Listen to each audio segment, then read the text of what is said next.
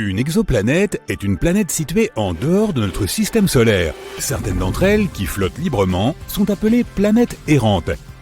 Elles se déplacent autour du centre galactique. D'autres orbitent autour d'une étoile haute, ou de deux. C'est dans les années 1990 que les astronomes ont découvert des exoplanètes pour la première fois. Depuis, ils en ont trouvé des milliers. Et maintenant, tu peux aussi y jeter un coup d'œil. Attention, spoiler, certaines exoplanètes sont plutôt bizarres, tandis que d'autres ressemblent à notre planète natale et pourraient probablement accueillir la vie. L'exoplanète la plus proche de la Terre est Proxima Centauri b. Elle se trouve à seulement 4,2 années-lumière de la Terre. Les astronomes ont récemment découvert que ce monde pourrait être encore plus semblable à la Terre qu'ils ne le pensaient auparavant. Elle n'est que 17% plus massive que notre planète. Elle tourne autour d'une étoile qui est moins lumineuse et moins massive que le Soleil. Proxima Centauri b se trouve au milieu de la zone habitable de l'étoile. Cela signifie qu'il y a des chances que de l'eau liquide, et donc de la vie, puisse exister sur la planète. Il semble que l'exoplanète soit en rotation synchrone avec son étoile mère. Cela signifie qu'un de ses côtés fait face à l'étoile en permanence, tandis que l'autre est toujours dans l'obscurité. Les scientifiques n'ont pas encore déterminé si la planète avait une atmosphère. Elle voyage trop près de son étoile et complète une orbite en 11 jours terrestres. Les radiations de l'étoile pourraient arracher l'air de la planète. Si c'est le cas, il est peu probable que Proxima Centauri b ait de l'eau liquide à sa surface. Gliese 832c se trouve à 16 années-lumière de la Terre. Dans l'échelle cosmique de l'univers, c'est à un jet de pierre. Cette exoplanète est 5 fois plus massive que la Terre et voyage beaucoup plus près de son étoile mère. C'est pourquoi une année sur cette planète ne dure que 36 jours. Mais comme cette étoile est une naine rouge, beaucoup plus froide et moins lumineuse que le Soleil, Gliese 832c reçoit autant de lumière et de chaleur que notre planète. Toutefois, on ne sait toujours pas si Gliese 832c est similaire à la Terre. Elle a probablement une atmosphère beaucoup plus épaisse qui crée un effet de serre énorme. Ce phénomène se produit lorsqu'une planète absorbe plus de chaleur de son étoile haute qu'elle ne peut en rejeter dans l'espace. Cela signifie que Gliese 832c a plus de chances de ressembler à une Vénus brûlante qu'à une Terre relativement fraîche. Une autre planète semblable à la Terre, TOI 700d, se trouve à 100 années-lumière de nous dans la constellation de la Dorade. Elle est en orbite autour d'une petite étoile naine plutôt froide qui a environ 40% de la masse et de la taille du Soleil. La température de sa surface est 2 fois moins élevée que celle de notre étoile. La planète la plus éloignée, qui est justement TOI 700d, a presque la taille de la Terre. Elle se trouve également dans la zone habitable de son étoile mère. Aucune éruption provenant de TOI 700 n'atteint la planète, ce qui augmente les chances que l'exoplanète soit habitable. Cela signifie qu'elle peut potentiellement développer et maintenir la vie. Les scientifiques ne connaissent pas avec certitude les conditions exactes à la surface de la planète. Mais l'une des simulations informatiques qu'ils ont créées montre une planète recouverte d'un océan. Elle possède une atmosphère très dense, dominée par le dioxyde de carbone. Les astronomes pensent qu'une atmosphère similaire entourait Mars lorsqu'elle était une jeune planète. Mais un autre modèle 3D montre TOI 700d comme un monde sans nuages, entièrement terrestre. C'est ce à quoi ressemblerait probablement notre Terre si elle n'était pas recouverte d'océans. Les vents sur TOI 700d s'éloignent du côté sombre de la planète et se rencontrent dans la zone qui fait directement face à l'étoile. Il existe une exoplanète qui se distingue des autres par sa couleur magenta impressionnante. On peut trouver ce monde dans la constellation de la Vierge. La planète s'appelle Gliese 504b. La distance entre cette planète et son étoile mère est 9 fois supérieure à la distance entre le Soleil et Jupiter. La planète s'est formée relativement récemment et elle brille encore en raison de sa chaleur. C'est pourquoi sa surface est rosée. À seulement 20 années-lumière du Soleil, ce qui n'est pas une si grande distance dans l'univers, une étrange planète errante flotte à travers notre galaxie, la Voie lactée. Même si cette planète n'est en orbite autour d'aucune étoile, elle possède un champ magnétique incroyablement puissant, 4 millions de fois plus fort que celui de la Terre. L'exoplanète produit aussi d'incroyables aurores polaires. Lorsqu'elle a été découverte en 2016, les astronomes étaient presque sûrs d'avoir détecté une naine brune, ce qui est un objet trop grand pour être une planète et trop petit pour être une étoile. Mais plus tard, ils ont eu la preuve que l'objet spatial n'était pas assez grand pour être une naine brune. La planète est assurément un mammouth parmi ses pairs. Elle est 1,2 fois plus grande que la plus grande planète du système solaire, Jupiter, et plus de 12 fois plus lourde. Les astronomes pensent que ce champ magnétique exceptionnellement fort aide la planète à produire les aurores polaires. Mais le plus curieux, c'est qu'elles sont générées d'une manière différente des aurores sur Terre. Cela pourrait être dû au fait que la Lune de l'exoplanète aide la planète à créer ces spectacles lumineux. Si tu voyageais à 20 000 années-lumière de la Terre, tu t'approcherais d'une naine rouge dans la constellation du Sagittaire. Ces étoiles sont très froides et petites. Assez loin de cette étoile froide se trouve une planète. La distance entre ce monde et son étoile haute est si grande que la planète reçoit très peu de chaleur. C'est l'une des planètes les plus froides jamais détectées. La température moyenne à la surface de la planète est inférieure à moins 218 degrés Celsius. C'est pourquoi la planète entière est recouverte d'une épaisse couche de glace. Si tu atterrissais à sa surface, tu ne verrais que des glaciers, des plaines et des montagnes de glace. Et pourtant, les astronomes affirment que la vie pourrait exister profondément sous la surface gelée, car le noyau de la planète est susceptible de générer suffisamment de chaleur pour faire fondre une partie de sa glace intérieure. Dans ce cas, il pourrait y avoir sur cette planète un énorme océan souterrain, peut-être même grouillant de formes de vie bizarres. L'une des plus anciennes exoplanètes que nous connaissions est PSR B1620-26b. Elle a environ 12,7 milliards d'années, soit presque 3 fois plus que la Terre, qui est apparue il y a 4,5 milliards d'années. Cela signifie aussi que la planète Genèse s'est formée seulement 1 milliard d'années environ après le Big Bang. La planète est si vieille que ces deux étoiles hautes ont eu suffisamment de temps pour évoluer en une naine blanche et un pulsar faisant presque 100 révolutions par seconde. Les levées de soleil sur cette planète doivent être impressionnants. L'exoplanète suivante n'est pas comme celle que l'on vient de voir. On l'appelle souvent Super Saturne, car J1407b possède un système colossal d'anneaux. Ils sont 640 fois plus grands que ceux de notre Saturne. Ce monde bizarre se trouve à 434 années-lumière de la Terre. C'est la seule planète que nous connaissions qui a des anneaux similaires à ceux de Saturne. Si tu plaçais J1407b dans notre système solaire et que tu la substituais à Saturne, ces anneaux auraient l'air plusieurs fois plus grands qu'une pleine lune. Les astronomes ont remarqué un vide à mi-chemin entre les anneaux de la planète. Il y a de fortes chances qu'une exolune de la taille de Mars soit en orbite autour de la planète quelque part dans ce vide. Si tu vivais sur cette lune, tu aurais une vue imprenable chaque fois que tu regarderais le ciel. L'exoplanète suivante, appelée WASP-12b, se nourrit de la lumière provenant de son étoile. C'est l'un des mondes les plus sombres que l'on connaisse, car son côté éclairé consomme la lumière au lieu de la renvoyer dans l'espace. La planète est géante, 2 fois la taille de Jupiter, et elle piège plus de 94% de la lumière qui atteint son atmosphère. C'est probablement la raison principale des températures folles à la surface de cette planète.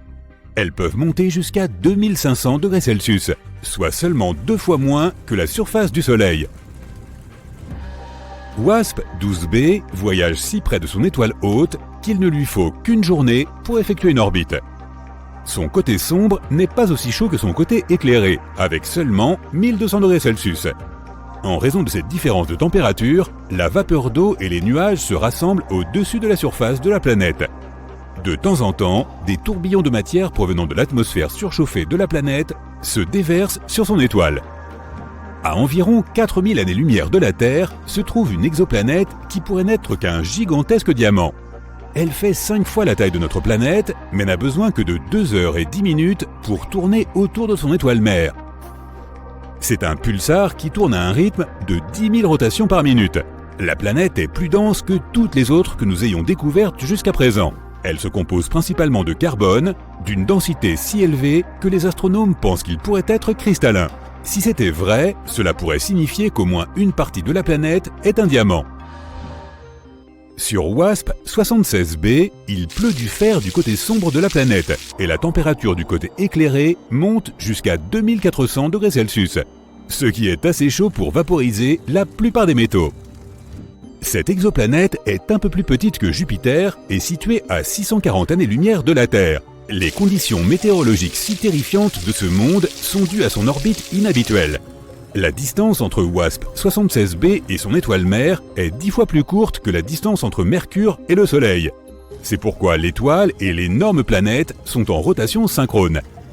Un côté de WASP-76b fait toujours face à l'étoile, tandis que l'autre est toujours complètement dans l'obscurité.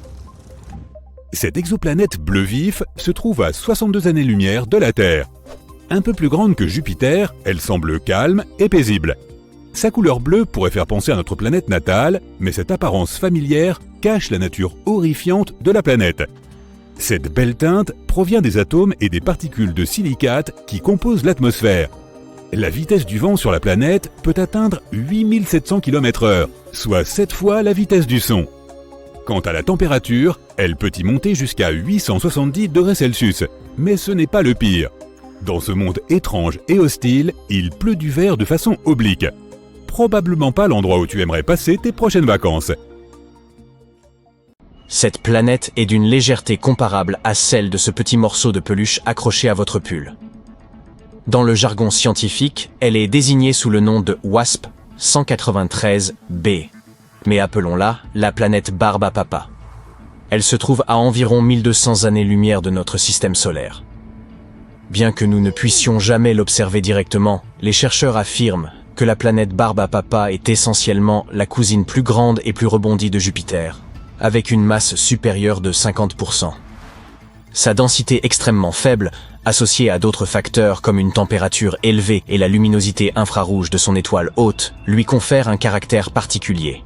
On peut avoir un gros plan, s'il vous plaît? Merci. Observez à quel point elle semble duveteuse. Vous comprenez donc qu'il serait impossible de se tenir à sa surface. De toute façon, il est rare de croiser une planète telle que WASP 193b lors d'un événement astronomique.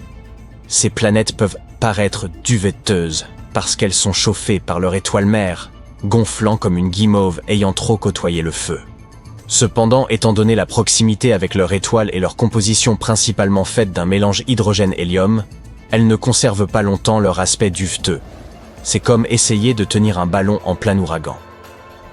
Les exoplanètes comme celle-ci, toutes moelleuses, sont plutôt rares.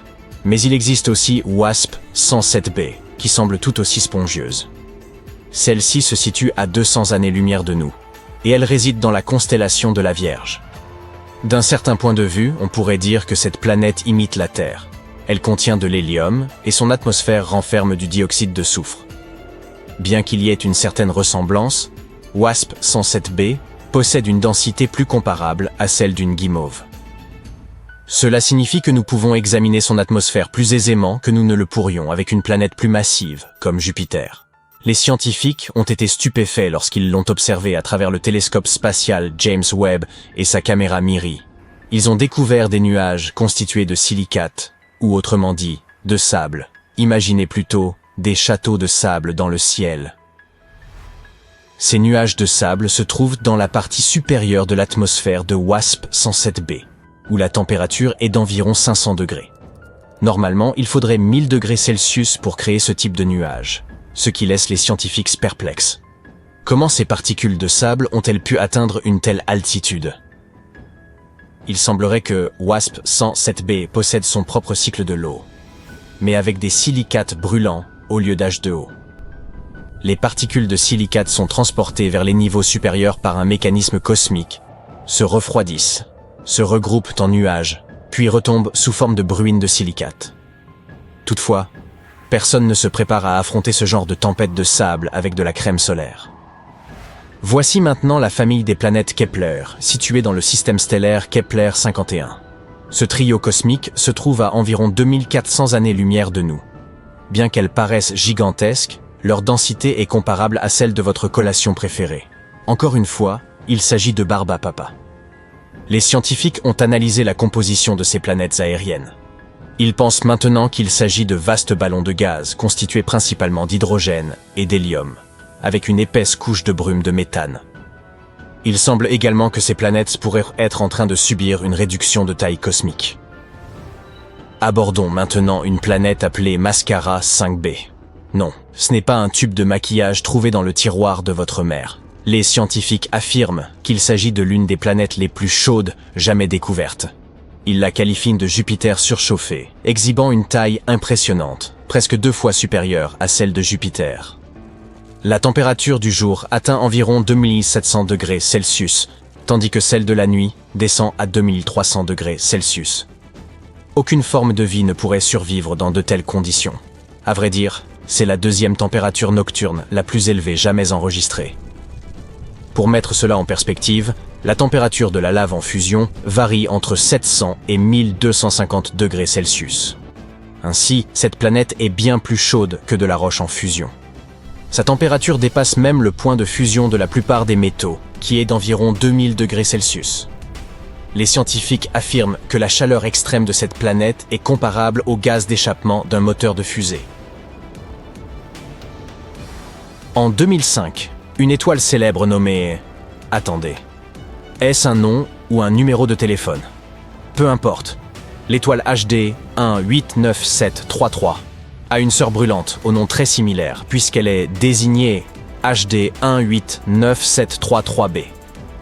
Cette planète ressemble à un décor de film de science-fiction avec son apparence envoûtante de marbre bleu selon la NASA.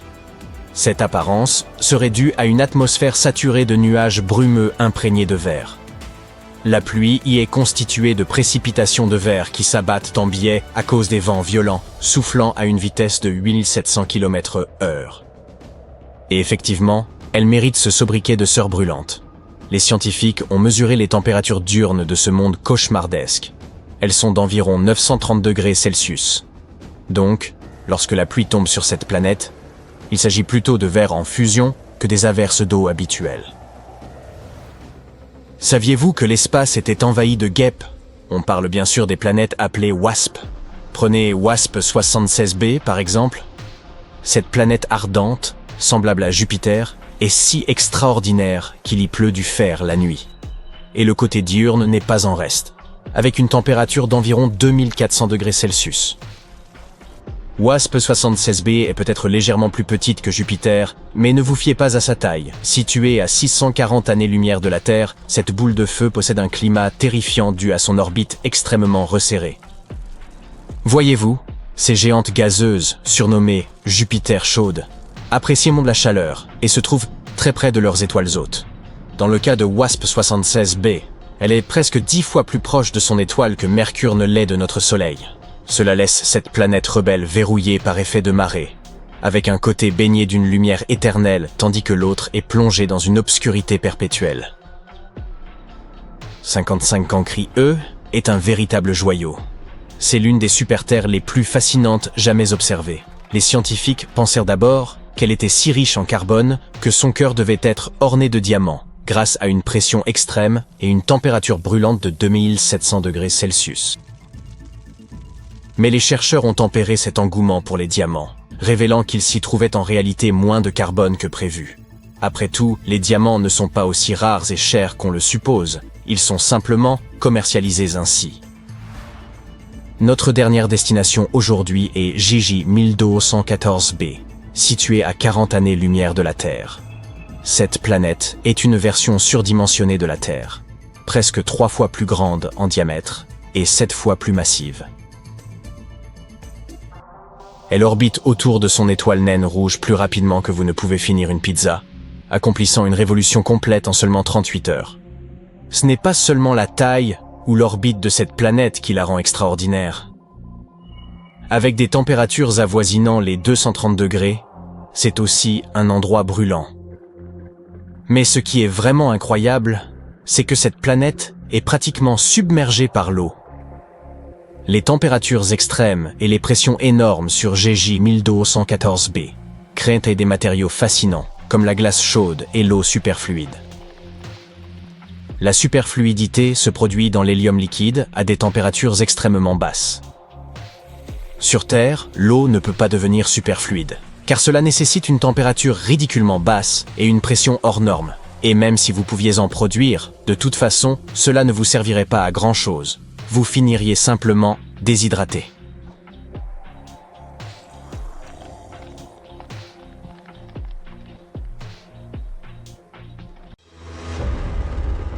Actuellement, 4 petites planètes de type terrestre gravitent autour d'un des systèmes stellaires les plus proches de nous. On parle ici du deuxième plus proche.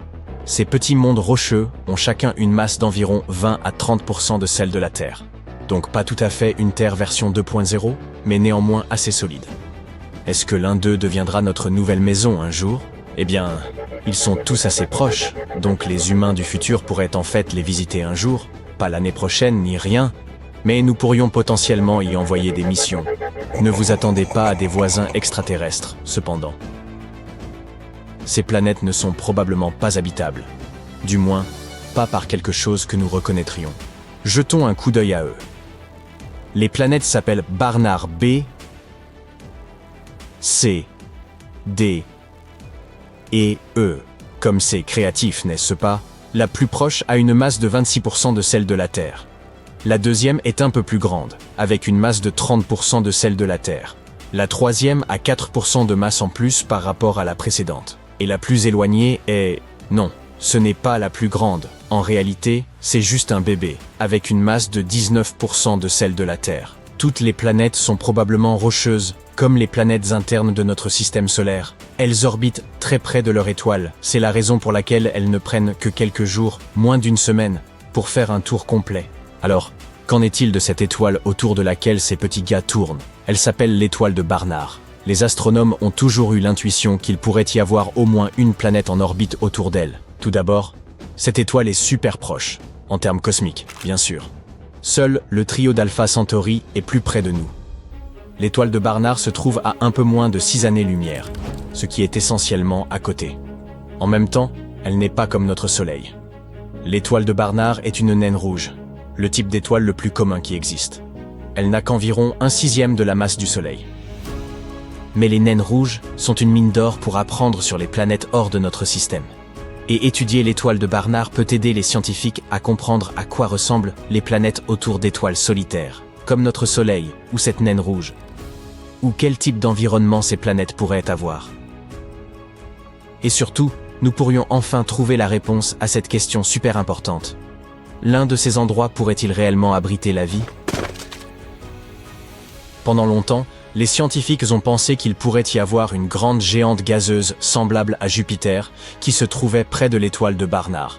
Tout cela parce que l'étoile a une petite oscillation. Il semble qu'elle se déplace vers et loin de la Terre avec le temps, donc quelque chose pourrait l'attirer. Il est intéressant de noter que ce n'était pas une planète géante qui exerçait cette attraction. Selon une étude de mars 2025, il s'agit en fait de 4 petites planètes rocheuses, chacune ayant environ 4 fois la masse de Mercure. Un jour, elles se sont alliées et ont commencé à exercer une traction ensemble sur l'étoile. Ces planètes sont incroyablement proches de leur étoile, si proches qu'elles peuvent en faire le tour en seulement quelques jours. Malheureusement, à cause de cela, elles pourraient être beaucoup trop chaudes pour héberger quelque chose comme la vie. De plus, puisque ces 4 semblent expliquer tous les mouvements de l'étoile, les chercheurs pensent qu'il n'y a probablement rien d'autre en orbite dans la zone habitable.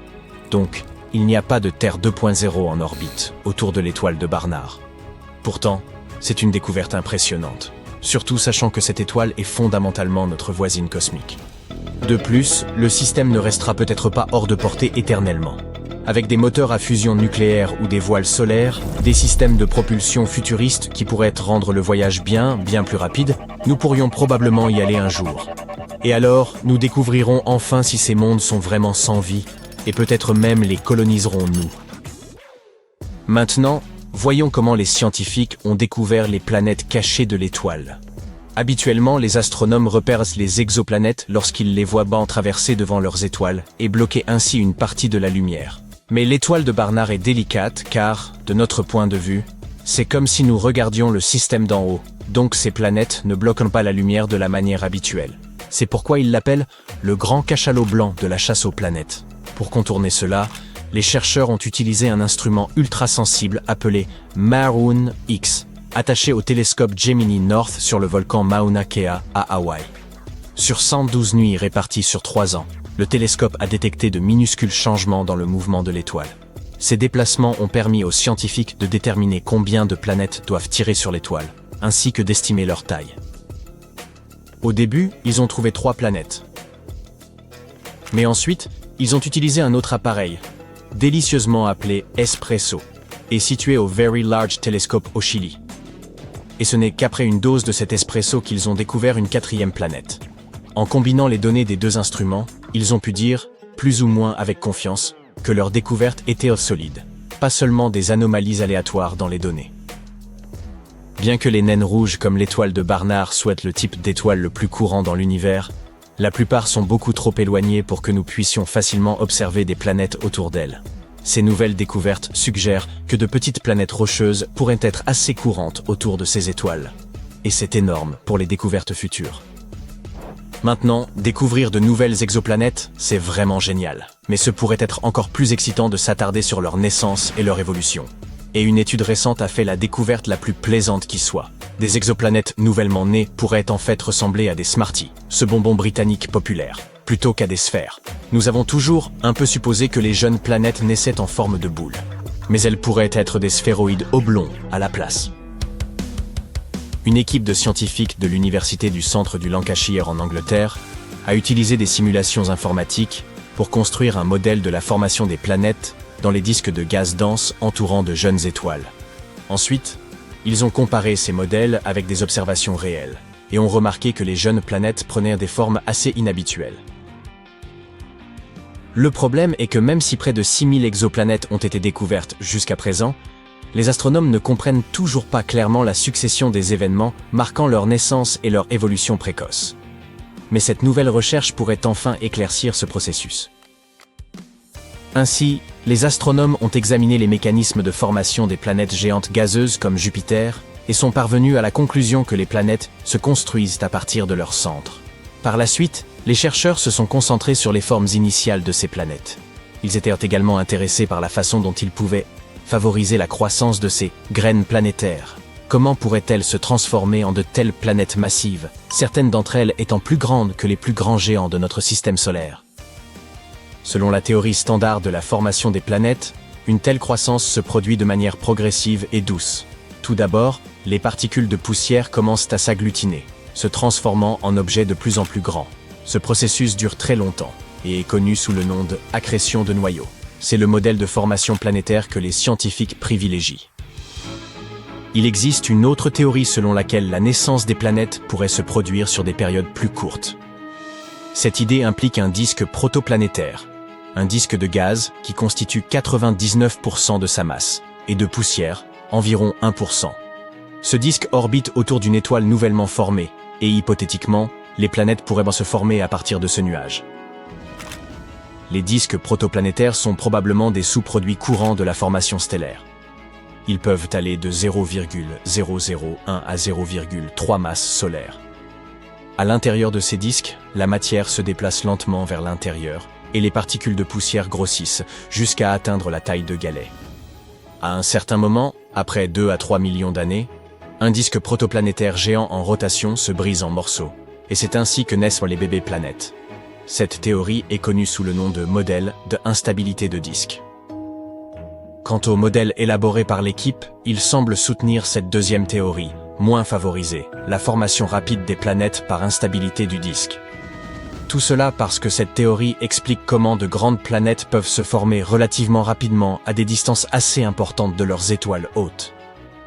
Quant à l'étrange forme aplatie de ces planètes nouvellement formées, cela pourrait être dû aux matériaux qui tombent sur elles. Très probablement, ils se dirigent principalement vers les pôles des nouvelles planètes. L'une des principales conclusions de la recherche est que l'apparence des jeunes exoplanètes, telles que nous les voyons depuis la Terre, peut varier en fonction de leur angle. Si la Terre est dirigée de face vers une exoplanète, il semblera que cette dernière est une forme sphérique traditionnelle. Mais si elle est vue de côté, une jeune exoplanète ressemblera à une vraie Smartie. L'équipe va continuer à enquêter sur la formation des planètes avec l'aide d'un modèle informatique amélioré. Il croit pouvoir découvrir le rôle que joue l'environnement autour d'une jeune planète dans l'affectation de sa forme et de sa formation. Contemplez cette planète fascinante. Elle semble en proie aux flammes. Sa surface doit être encore plus brûlante que le cœur de la vallée de la mort. Le sol, aride et craquelé par d'immenses fissures, témoigne d'une sécheresse absolue. Pas une seule goutte d'eau n'existe dans cet univers surchauffé. Pourtant, voici la même planète sous un tout autre visage. À présent, elle est plongée dans un froid glacial. Les températures y sont si basses que toute forme de vie y serait rigoureusement impossible.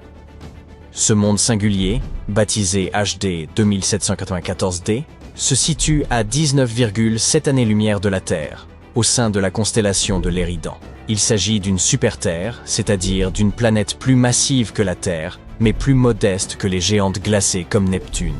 Ce qui la distingue, c'est son orbite atypique, qui lui fait tantôt pénétrer, tantôt quitter la zone habitable de son étoile. Cette région, où les conditions de température pourraient permettre la présence d'eau sous forme liquide. Cette planète intrigante n'a toutefois jamais été observée directement. Les astronomes l'ont détectée en analysant d'infimes oscillations de son étoile, grâce à 2 instruments de haute précision, Espresso et ARPS, installés sur des télescopes au Chili. Ces outils mesurent la vitesse radiale, c'est-à-dire les légers déplacements de l'étoile causés par l'attraction gravitationnelle de la planète. Plus cette oscillation est marquée, plus la planète qui en est à l'origine est massive. En exploitant ces données, les chercheurs ont déterminé que cette planète possédait une masse environ 6 fois supérieure à celle de la Terre. Elle gravite autour d'une étoile, HD 2794, également connue sous le nom de 82G, Eridani, légèrement plus petite et moins lumineuse que notre Soleil. Ce qui la rend singulière, c'est qu'elle est suffisamment brillante pour être visible à l'œil nu, contrairement à bien d'autres étoiles hébergeant des exoplanètes, qu'il est impossible d'apercevoir sans télescope. Ce système fait l'objet d'une surveillance depuis plus de 20 ans. Longtemps, les scientifiques ont soupçonné qu'il abritait plusieurs planètes et en 2011, ils ont confirmé la présence de 2 super-Terres, HD 2794D et HD 2794C, effectuant respectivement une révolution autour de l'étoile en 18,3 et 89,6 jours. Pendant un temps, une 3e planète, dont la période orbitale était estimée à 40 jours, semblait avoir été détectée. Les chercheurs commençaient à en douter, mais après la réévaluation minutieuse de plusieurs années de données, ils ont fini par valider son existence. Il s'agit de l'extrême HD 2794D. Michael Crétinier, un chercheur de l'université d'Oxford, a joué un rôle déterminant dans l'identification de cette planète. Il s'est appuyé sur un algorithme informatique baptisé Yarara pour isoler le faible signal de la planète du bruit de fond. Grâce à cette méthode, il a pu confirmer non seulement l'existence de HD 2794D, mais aussi son caractère exceptionnel. Contrairement aux planètes de notre système solaire, qui suivent des trajectoires essentiellement circulaires, celle-ci adopte une orbite fortement elliptique et allongée. Il lui faut 647 jours pour achever une révolution autour de son étoile, soit 40 jours de moins que la durée de l'orbite martienne autour du Soleil. À son apogée, cette planète se trouve à une distance équivalente à 2 fois l'intervalle Terre-Soleil, la plaçant bien au-delà de la zone habitable. Mais à son périgée, elle se rapproche jusqu'à 0,75 UA, pénétrant alors dans la région où les températures pourraient permettre la présence d'eau liquide. Cette oscillation extrême engendre d'étranges saisons. Pendant une partie de son orbite, HD 2794D se transforme en un véritable désert de glace. Lorsque la planète s'approche de son étoile, les températures s'envolent et les glaces doivent alors fondre, donnant naissance à des océans éphémères. Elle traverse ainsi une brève période de chaleur torride, si intense que l'eau en surface pourrait s'évaporer dans l'atmosphère. Mais dès que la planète s'éloigne, un automne brumeux s'installe, accompagné de pluie, avant de céder la place à un hiver rigoureux.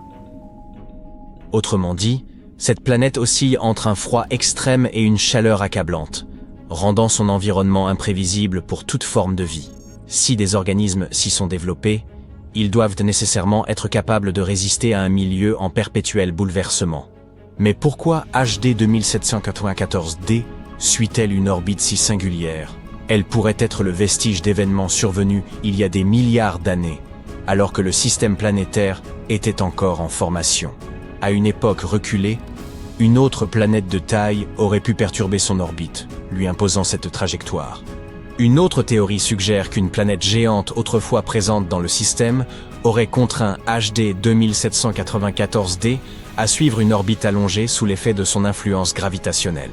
Plus tard, cette géante aurait pu être expulsée du système abandonnant HD 2794D sur sa trajectoire actuelle. Cette théorie semble cohérente, car les deux autres planètes du système, HD 2794b et HD 2794c, évoluent sur des orbites bien plus régulières. La découverte de cette planète est fascinante, car elle remet en question notre compréhension des mondes habitables.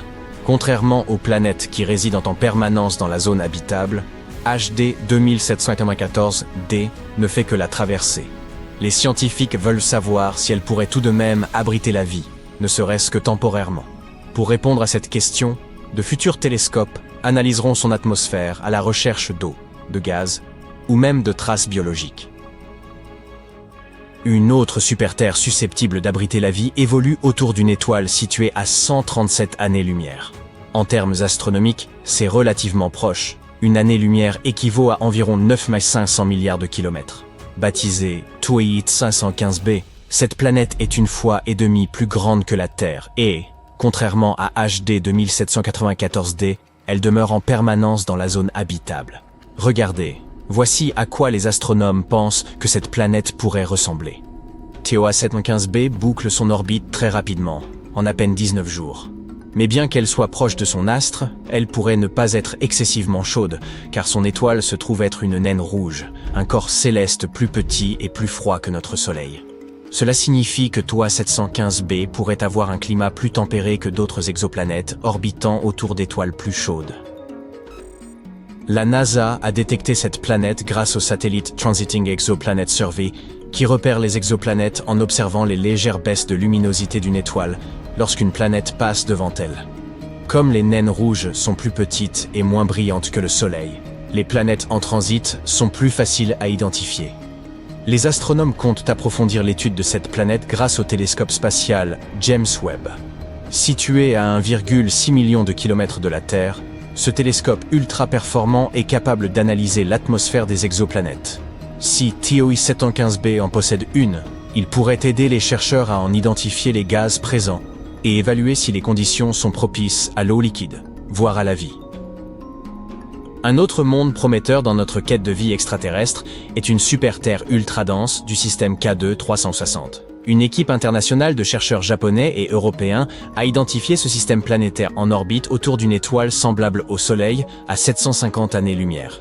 Ce système renferme deux planètes, dont l'une des exoplanètes rocheuses les plus denses jamais découvertes. K2 360b est une super-Terre rocheuse, mesurant environ 1,6 fois la taille de la Terre, mais avec une masse 7,7 fois supérieure, ce qui la rend aussi dense que le plomb.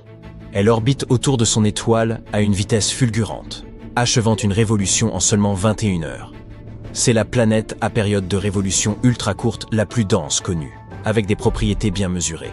Sa voisine, K2 360c, est une planète bien plus massive, d'au moins 15 masses terrestres. Elle met 9,8 jours à boucler son orbite, mais comme elle ne passe pas devant son étoile de notre point de vue, sa taille exacte demeure inconnue. Cette planète exceptionnellement dense pourrait être le noyau résiduel d'un astre bien plus grand. L'intense radiation de son étoile aurait pu, au fil du temps, souffler ses couches externes, ne laissant qu'un cœur rocheux. Elle pourrait ainsi offrir un aperçu du destin des planètes trop proches de leur étoile. Les astronomes estiment que K2 360b aurait pu migrer vers l'intérieur sous l'effet des interactions gravitationnelles avec sa compagne plus massive. L'une des hypothèses repose sur une migration à haute excentricité, où l'orbite initialement étirée de la planète se stabilise progressivement, en devenant plus circulaire près de l'étoile. Une autre théorie suggère que la rotation et l'inclinaison axiale de la planète pourraient jouer un rôle dans ce phénomène. Les planètes de ce type sont rares, et en découvrir une assortie d'une compagne géante permettrait d'affiner les modèles des scientifiques sur la formation et l'évolution planétaire en milieu extrême. Cette découverte pourrait également éclairer le devenir des planètes rocheuses, en particulier celles qui s'approchent trop près de leurs astres. 2002 et 2023 ont été des années historiques en matière de découverte de nouveaux mondes fascinants. L'année dernière, la NASA a dépassé les 5000 exoplanètes confirmées. La liste est incroyablement variée. Elle comprend des super-terres rocheuses, des géantes gazeuses comme Jupiter, des géantes de glace comme Neptune, etc. Et ce n'est qu'un début. Il pourrait y avoir plus de 1000 milliards d'exoplanètes rien que dans notre galaxie. Mais la question la plus importante est de savoir combien d'entre elles sont habitables. Tu sais, pour nous, les humains, y a-t-il des planètes sur cette liste qui pourraient accueillir de la vie, ou qui pourraient même devenir notre future maison? Bien sûr qu'il y en a. Et en 2022-2023, nous en avons trouvé 5. Alors attachez vos ceintures et accrochez-vous pour un voyage mouvementé au-delà de notre système solaire. La première planète de notre liste est Wolf 1069b, une dénomination bien ennuyeuse. Je vais donc simplement la surnommer Wolfie. Car qui pourrait m'en empêcher? La NASA? Une nouvelle étude menée par 50 astronomes passionnés a confirmé quelque chose de génial. Cette exoplanète, Wolfie, située à seulement 31 années-lumière de nous, pourrait potentiellement être composée de roches. En d'autres termes, il s'agit théoriquement d'une planète habitable. L'équipe à l'origine de cette découverte a utilisé une technique appelée vitesse radiale pour détecter l'exoplanète. Cette méthode permet aux scientifiques d'étudier les mouvements des étoiles et des planètes. C'est un peu comme si on jouait au ballon avec un ami et qu'on voyait la balle se rapprocher de plus en plus au fur et à mesure qu'il la lançait. C'est un peu comme la vitesse radiale. Lorsqu'une planète se rapproche de nous, l'étoile autour de laquelle elle orbite semble aussi se rapprocher de nous. Lorsque la planète s'éloigne de nous, l'étoile a également l'air plus lointaine. Les scientifiques peuvent utiliser ces informations pour déterminer ce que fait la planète et quelle est sa taille. C'est ainsi qu'ils ont trouvé Wolfie.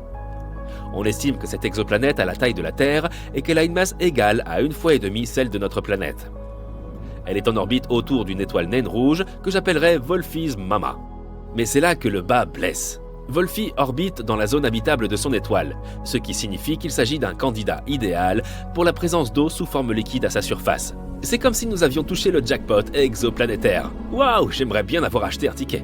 Cette étude estime que si Wolfie possède une atmosphère semblable à celle de la Terre, les températures pourraient atteindre 12 degrés Celsius, ce qui signifierait que de l'eau liquide pourrait s'accumuler sur le côté jour de la planète.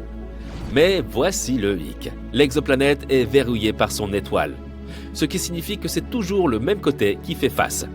Imaginons qu'un côté de la planète soit toujours baigné dans la chaleur de son étoile, tandis que l'autre est éternellement dans l'obscurité. Comme au collège, je plaisante. L'équipe à l'origine de cette découverte estime qu'il s'agit de la meilleure candidate pour des recherches plus approfondies. Mais il faudra probablement attendre encore 10 ans pour obtenir des réponses. D'ici là, nous devrons continuer à scruter le ciel avec nos télescopes et en croisant les doigts. La planète suivante est TOI 700e. Comment lui trouver un bon surnom? La NASA vient de découvrir une nouvelle planète qui devrait prendre la galaxie d'assaut. Ou plutôt en orbite. Je la surnommerai Toys Were Us. Elle fait presque la taille de la Terre, contient très probablement de l'eau liquide à sa surface et n'est qu'à 100 années-lumière de nous. Il ne s'agit pas d'un simple trajet en voiture, bien sûr, mais elle est assez proche dans le grand ordre des choses. Toys Were Us est la 4e planète de son système et a une orbite un peu courte. 28 jours seulement pour faire le tour de son étoile. Au moins, tu auras un anniversaire tous les mois. Hurrah! Cette fois, la découverte a été faite en utilisant la méthode dite du transit. Les planètes elles-mêmes sont incroyablement petites et difficiles à détecter. Mais lorsqu'une planète se trouve devant l'étoile, elle bloque une partie de la lumière qu'elle émet, ce qui la fait paraître un peu moins brillante. Dès que la planète s'éloigne, l'étoile retrouve sa luminosité. Pour trouver une planète, les scientifiques observent donc très attentivement si la luminosité change. Si c'est le cas, cela signifie qu'il y a probablement une planète qui joue à cache-cache avec nous. C'est ainsi qu'ils ont découvert Toys Were Us. On la doit à la mission TESS. Elle a également détecté 66 nouvelles exoplanètes et 2100 autres candidats attendent d'être confirmés. TESS a produit des images de 75% de la voûte céleste. C'est ce qu'on appelle de l'efficacité. Toys Were Us est située dans la zone habitable optimale, entre les planètes C et D. Mais elle pourrait être verrouillée, tout comme Wolfie. Il se peut donc que nous devions nous contenter d'un monde aquatique à une seule face. La découverte de Toys Were Us est une piste prometteuse pour les futures observations de suivi. Et elle démontre le potentiel de TESS à trouver des exoplanètes encore plus petites à l'avenir. Qui sait, peut-être découvrira-t-on un jour un nouveau foyer pour notre espèce parmi les étoiles, ou du moins un nouveau lieu de vacances. Ensuite, nous avons des jumelles, GJ1002b et GJ1002c. Cette galaxie vient de se rapprocher un peu plus de nous avec la découverte de 2 exoplanètes, que je surnommerai Hansel et Gretel, qui se trouvent à quelques encablures de notre système solaire. En effet, ces deux planètes semblables à la Terre sont situées à moins de 16 années-lumière, ce qui représente un saut de puce pour l'espace. À titre de comparaison, Proxima Centauri b est l'exoplanète de masse terrestre la plus proche, à 4,2 années-lumière.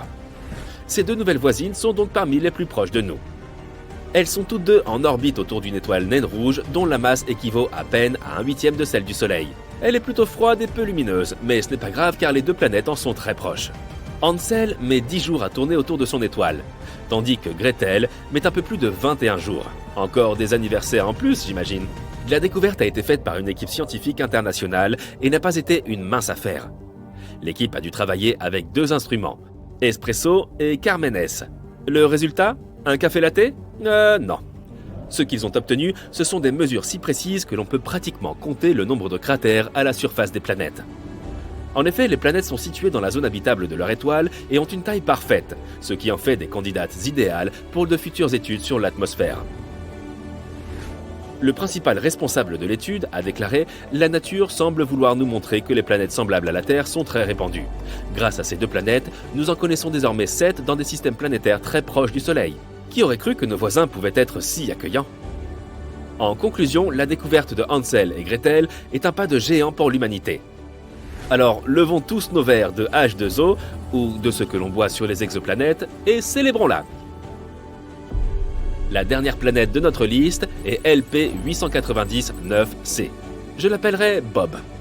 Cette super-Terre, située à environ 98 années-lumière, est 40% plus grande que notre planète. De plus, elle a une jumelle, que je surnommerai Ray, qui est jusqu'à 65% plus grande que la Terre. Plus on a d'espace, et mieux c'est, non? Les 2 planètes sont en orbite autour de l'étoile naine rouge. Malheureusement, Ray est très chaude au toucher, avec une température estimée à 123 degrés Celsius. Gaffe à tes mains, donc. Son frère, Bob, est situé dans la zone habitable de son étoile, ce qui en fait un candidat de choix pour l'apparition de la vie. Mais n'oublions pas que la température réelle des planètes dépend de leur atmosphère. Il est possible que Bob, la planète la plus éloignée, soit victime d'un emballement de l'effet de serre, ce qui la ferait ressembler davantage à Vénus qu'à la Terre. Elle pourrait donc être trop chaude pour être habitable. Mais ne perdons pas espoir. Le télescope spatial James Webb, lancé en décembre 2021, est sur les rangs. Grâce à sa technologie de pointe et à ses puissants instruments, dont des spectrographes, il peut scruter l'atmosphère des exoplanètes et révéler celles qui pourraient être habitables. Voyons ce qu'il va découvrir. Cette planète a été classée comme la 2e planète terrestre à zone habitable la plus favorable. Elle figure désormais sur la liste des 7 autres planètes semblables à la Terre, toutes situées à environ 40 années-lumière de nous. Peut-être deviendront-elles nos nouvelles habitations dans le futur? Oui, je sais que nous pourrions déjà prendre soin de la maison que nous avons actuellement, mais d'ici là, il faut profiter de ce moment et célébrer toutes ces découvertes. Qui sait combien de planètes nous trouverons encore à l'avenir, compte tenu des progrès technologiques réalisés chaque année? Des milliers? Des millions? Pendant ce temps, Bob et Ray, Hansel et Gretel, Toys R Us, Wolfie et sa maman, tous seront là à nous attendre. Imaginez une planète comme la Terre, mais beaucoup plus lourde. Nous savons que la gravité devient plus forte à mesure que la masse augmente. C'est pourquoi des géants comme Jupiter dans notre système solaire ont une gravité super puissante. La gravité de Jupiter est d'environ 25 mètres par seconde carrée, ce qui est 2,4 fois plus élevé que celle de la Terre. Elle est si puissante que Jupiter attire des centaines d'astéroïdes vers lui, qui, sans la présence de Jupiter, seraient tombés directement sur Terre. Cependant, Jupiter est une géante gazeuse, ce qui signifie qu'elle n'a pas de surface solide comme la Terre. C'est littéralement une boule de gaz dans des vents avec un noyau dense quelque part profondément à l'intérieur. Si vous essayiez de vous tenir sur Jupiter, vous couleriez jusqu'à ce que vous l'atteigniez. Mais que se passerait-il si nous nous tenions debout sur une planète semblable à la Terre avec une gravité très forte? Tout d'abord, ce serait beaucoup plus grand que notre Terre, et aussi massif. C'est un gros problème car cela affecterait sa taille et la manière dont il perd de la chaleur. Pensez-y comme ceci. À mesure que les choses deviennent plus grandes, elles perdent de la chaleur plus lentement, comme un grand pot de soupe qui mijote sur la cuisinière. Maintenant, j'ai faim. Cela signifie que la surface là-bas sera assez chaude. Vous pouvez imaginer une planète désertique ou de savane. Le paysage serait différent en général. Vous auriez des montagnes plus courtes et des océans peu profonds, et la planète serait plate dans l'ensemble. La gravité élevée rendrait l'intérieur en fusion, provoquant beaucoup d'activité géologique et rendant la surface encore plus plate. L'air sur cette planète massive serait extrêmement dense car une force plus forte l'attirerait vers le bas. Respirer ressemblerait à inhaler de la soupe, aussi étrange que cela puisse paraître. De plus, les vents et les vagues seraient sauvages et puissants. Et pour ce qui est de voler, eh bien, ce serait difficile sur les planètes à forte gravité. Si nous atterrissons notre vaisseau spatial dessus, cela sera un vrai casse-tête pour repartir plus tard. D'un côté positif, en raison de l'épaisseur de l'air, le ciel aurait des couleurs magnifiques. Les couchers et levées de soleil seraient à couper le souffle. Et quand il s'agit de volcans, ils resteraient silencieux jusqu'à ce que la pression atteigne des niveaux épiques. Cela signifie que les éruptions volcaniques seraient rares mais folles lorsqu'elles se produisent. Après l'atterrissage, bien sûr, vous ressentiriez une incroyable lourdeur. Vous auriez l'impression d'être écrasé vers le bas. Chaque pas serait un exercice physique, et même soulever des objets serait un défi. Et oubliez de sauter haut ou de faire des acrobaties sophistiquées.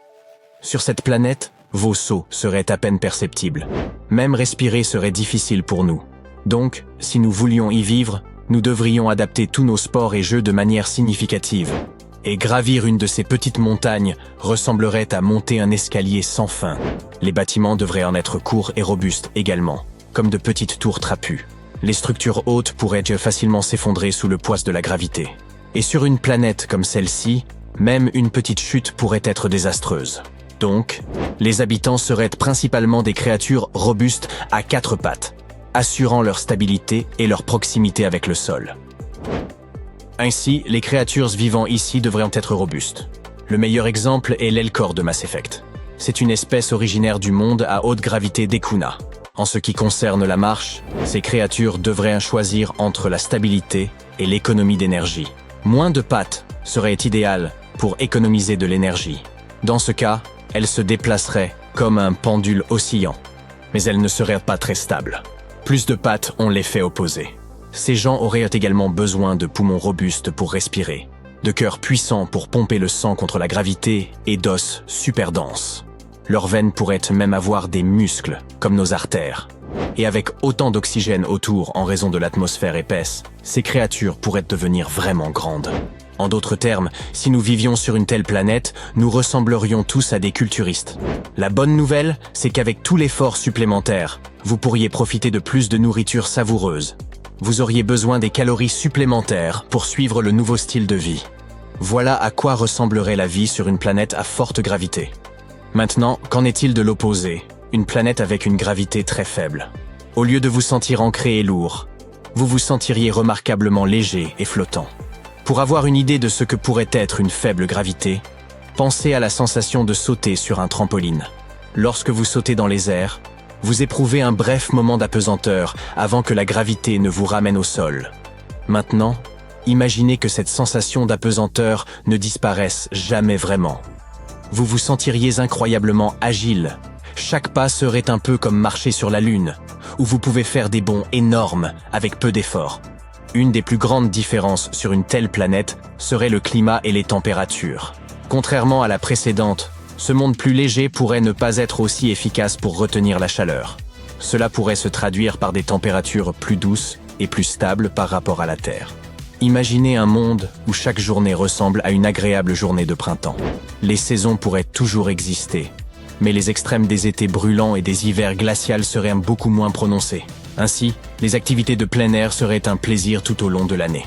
Le paysage sur une planète à faible gravité serait un spectacle à couper le souffle. Les montagnes s'élèveraient à des hauteurs vertigineuses, leurs sommets semblant frôler le ciel.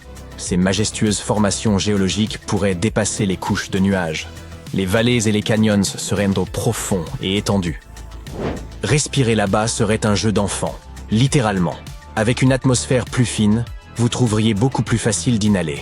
Les vents seraient beaucoup plus doux que sur notre planète. Les tempêtes se produiraient toujours, mais elles ne ressembleraient en rien à celles que nous avons sur Terre. La vie sur une planète à faible gravité serait également différente. Les plantes pourraient en pousser grands et élancés, atteignant le ciel. Les arbres pourraient s'étirer jusqu'à des hauteurs incroyables.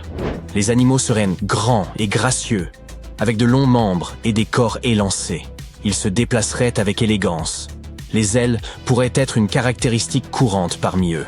Ils pourraient également avoir développé des adaptations spécialisées, comme des sacs remplis de gaz. Si nous étions nés sur une planète comme celle-ci, nous serions également grands, minces, avec des os assez fragiles et des muscles très fins, comme ce garçon étiré dans Charlie et la chocolaterie. Comme vous pouvez le deviner, cette planète pourrait être un paradis pour les amateurs de sport.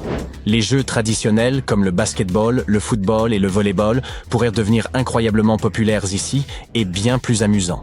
Les gens seraient capables de sauter très haut, de faire des sauts périlleux dans les airs et toutes sortes de mouvements cool. Et des activités comme la randonnée, l'escalade et même le yoga prendraient de nouvelles dimensions.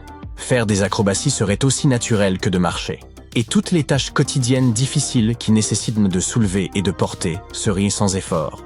Les architectes et les ingénieurs s'en donneraient à cœur joie en concevant des bâtiments dans ce monde. Ils seraient capables de construire des structures très hautes et élégantes atteignant la ligne d'horizon. Nos villes seraient remplies de gratte-ciels immenses et de grandes fenêtres. Voler et décoller de la surface serait beaucoup plus facile. Sur Terre, lancer un vaisseau spatial en orbite nécessite une quantité d'énergie énorme. Mais sur une planète à faible gravité, s'échapper de l'atmosphère serait beaucoup moins exigeant. Ce qui signifie que les humains pourraient voyager davantage et explorer l'espace deviendrait beaucoup plus facile et moins coûteux. Bien sûr, tout cela signifie que le transport bénéficierait également de la faible gravité. Le voyage en avion serait incroyablement efficace, avec des avions planant sans effort dans l'atmosphère mince. Les ascenseurs dans les immeubles de grande hauteur fonctionneraient avec une consommation d'énergie minimale. Et en général, étant donné que la planète est probablement plus petite que la Terre, les déplacements y seraient beaucoup plus rapides. Il pourrait cependant y avoir des défis, comme des corps fragiles et des problèmes de santé.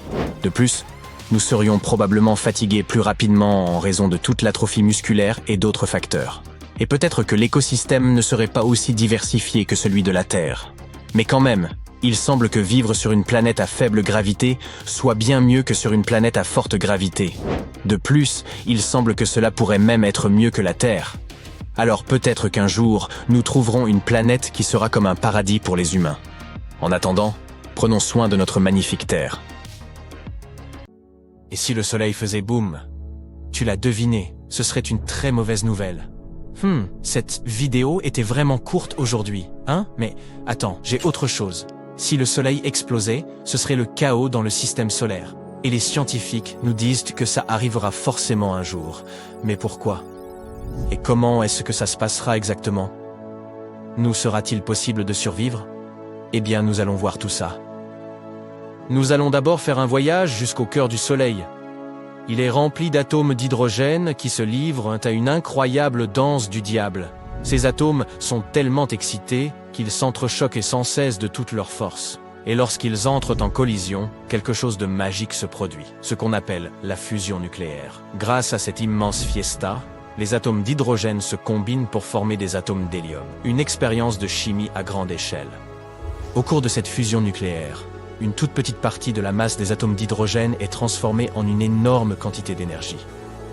C'est la célèbre équation d'Einstein, E = mc2. L'énergie se libère sous forme de lumière et de chaleur, rayonnant vers l'extérieur et illuminant tout le système solaire. Et une fois que ce processus est en marche, tout un tas de particules énergisées appelées photons se joignent à l'aventure. Ces photons sont comme de minuscules paquets de lumière, qui rebondissent et se déplacent dans toutes les directions. Ils jouent un rôle crucial en transportant l'énergie du Soleil dans l'espace, illuminant notre monde et réchauffant notre planète. Mais pour que tout cela continue, pour que les atomes ne s'échappent pas pour créer un chaos total, le cœur du Soleil doit être soumis à une pression énorme. Cette pression provient de l'immense poids des couches extérieures du Soleil qui pèsent sur le cœur. Les couches extérieures compressent le noyau interne.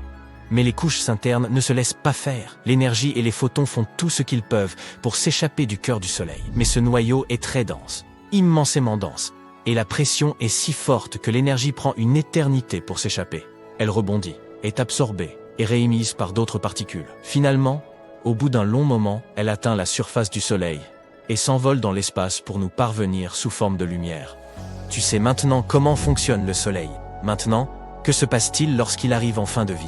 Eh bien voilà, notre Soleil a une réserve limitée d'hydrogène. Dans environ 5 milliards d'années, il sera donc à court de carburant. Après ça, notre étoile subira de grands changements. Alors, fais bien attention. car il y a de fortes chances que nous manquions l'événement. Tout d'abord, le Soleil va gonfler et devenir une géante rouge, se dilatant comme un ballon. Il deviendra si grand qu'il engloutira les planètes intérieures, y compris notre Terre bien-aimée. Un Soleil vraiment sans gêne, qui prend toute la place. Nous n'assisterons donc pas à ces derniers jours, à moins que nous ne déménagions très loin. Après la phase géante rouge, le Soleil rétrécira un peu. Ses couches extérieures s'évanouiront dans l'espace, laissant derrière elles une magnifique nébuleuse planétaire. Il révélera son noyau incandescent. Oh, le noyau, maintenant rempli d'hélium, aura une voix bizarre. Non, commencera à fusionner des éléments plus lourds comme l'oxygène et le carbone. Ces réactions ne seront pas aussi vigoureuses, comme à la fin d'une fête, quand on est un peu fatigué. Finalement, l'hélium finira par s'épuiser lui aussi et le Soleil deviendra une naine blanche compacte, un retraité stellaire profitant de ses vieux jours. Les scientifiques estiment qu'il reste au Soleil environ 7 à 8 milliards d'années avant qu'il n'éteigne ses lumières. Mais ne t'inquiète pas, d'ici là, l'humanité sera peut-être déjà partie vers une galaxie lointaine ou aura même évolué en une nouvelle et surprenante espèce. Notre Soleil ne s'éteindra donc pas avec fracas comme un feu d'artifice. Il n'est pas assez gros pour devenir une supernova ou un trou noir. Ces superstars de l'espace ont besoin d'une masse bien plus importante que notre Soleil pour advenir. Mais que se passerait-il s'il explosait soudainement? Comme ça, brutalement et sans raison. Voyons ça. Imagine, le Soleil fait boum, une situation des plus délicates sur Terre. L'événement libère une quantité folle d'énergie, envoyant une onde de choc qui traverse l'espace à la vitesse de la lumière. Il faut environ 8 minutes pour que cette onde nous atteigne. Pourquoi? Eh bien, le Soleil se trouve environ à 150 millions de kilomètres de nous. Il faut donc un peu plus de 8 minutes et 20 secondes à sa lumière pour parcourir toute cette distance et nous atteindre. Mais parlons de l'événement lui-même. Ce serait un spectacle grandiose, mais malheureusement, ce serait aussi la fin. Les quantités folles d'énergie libérées provoqueraient une expansion rapide du Soleil qui engloutirait les planètes intérieures, y compris notre Terre. Et ce n'est pas tout. Prépare-toi à une gigantesque rafale de radiation. Le Soleil déverserait un torrent de particules superchargées, des rayons X et des rayons gamma, le genre de particules qui peuvent sérieusement tout chambouler. En atteignant notre atmosphère, ces particules à haute énergie provoqueront un chaos incroyable. Elles ioniseront l'atmosphère, créant une énorme impulsion électromagnétique. Cette impulsion est comme une onde de choc pour les appareils électroniques. Elle les grille et les rend inutilisables. Si tes gadgets ne sont pas protégés, ils risquent de passer un mauvais quart d'heure. En parlant de mauvais quart d'heure, après ça, c'est l'évaporation instantanée qui nous attend. Mais le bouquet final du Soleil ne touchera pas que la Terre. Il fera des ravages dans tout le système solaire. Cette énorme explosion d'énergie écrasera tout ce qui se trouve sur son chemin. Les planètes seront éjectées de leur orbite confortable, ce qui provoquera un énorme désordre. La ceinture d'astéroïdes, entre Mars et Jupiter, adieu, elle disparaîtra. Oblitérée ou dispersée aux vents cosmiques. Et même les planètes qui survivront à l'événement sortiront de leur orbite pour aller errer dans l'espace. Et n'oublions pas les planètes extérieures, comme Jupiter et Saturne. Ces géantes génèrent leur propre chaleur, ce qui leur confère un certain confort et attire de nombreuses lunes. Mais le boom du Soleil leur volerait cette chaleur, les transformant en des endroits incroyablement froids. Maintenant que nous avons parlé de la catastrophe que cela représenterait pour le système solaire, posons la question suivante. L'humanité peut-elle s'en sortir? La réponse courte est non, ce n'est pas possible. Tout serait anéanti, sauf peut-être quelques bactéries discrètes cachées dans l'ombre. Mais dans le cas inimaginable où le Soleil nous aurait prévenus à l'avance, nous pourrions avoir une chance de nous en tirer. Si nous étions informés et que nous disposions d'assez de temps pour nous préparer, nous pourrions activer notre mécanisme de survie. Qu'est-ce que ça veut dire? Comme la Terre ne survivrait pas à la colère du Soleil, il nous faudrait déménager autre part. Tu te souviens que nous avons dit que toutes les planètes ne seraient non pas complètement détruites. Hélas, les plus proches du Soleil, Mercure, Vénus et la Terre, disparaîtraient. L'option la plus simple serait donc de déménager dans un autre système solaire possédant une planète semblable à la Terre. Mais que se passerait-il si la Terre parvenait à survivre à la catastrophe? Ne demandons pas comment, mais réfléchissons simplement aux conséquences. Eh bien, notre climat deviendrait fou. Pendant les premiers instants de la grande explosion, le rayonnement et les particules feraient monter la température en flèche. Une canicule sans fin, un cauchemardesque effet de serre. Les océans s'évaporeraient, créant des nuages épais qui retiendraient la chaleur et ne la laisseraient plus s'échapper dans l'espace. Et après ça, sans la chaude étreinte du soleil, la Terre deviendrait un véritable congélateur. Il faut donc sortir des sentiers battus. Une idée serait de s'abriter profondément sous terre, là où nous ne serons pas tellement affectés par les radiations et les changements soudains de température. Plus tu creuses, plus la température augmente. Ainsi, avec les bons outils et les bonnes ressources, l'humanité pourrait se terrer dans des bunkers fortifiés et survivre pendant quelques années sans les rayons du soleil. Pourquoi seulement quelques années ? Tu te souviens que nous avons dit que le soleil est le centre de gravité de notre système solaire. Sans lui, la Terre serait à la dérive, à la recherche d'un nouveau centre de gravité. Imagine notre planète, notre fidèle satellite, la Lune, et toutes les autres planètes flottant lentement dans l'espace. Heureusement, notre fidèle Soleil tient bon, nous gardant au chaud et nous éclairant pour encore pas mal de temps. Nous sommes donc en sécurité pour quelques milliards d'années. Mais il est toujours amusant d'imaginer des scénarios impossibles. Alors à bientôt pour de nouvelles aventures.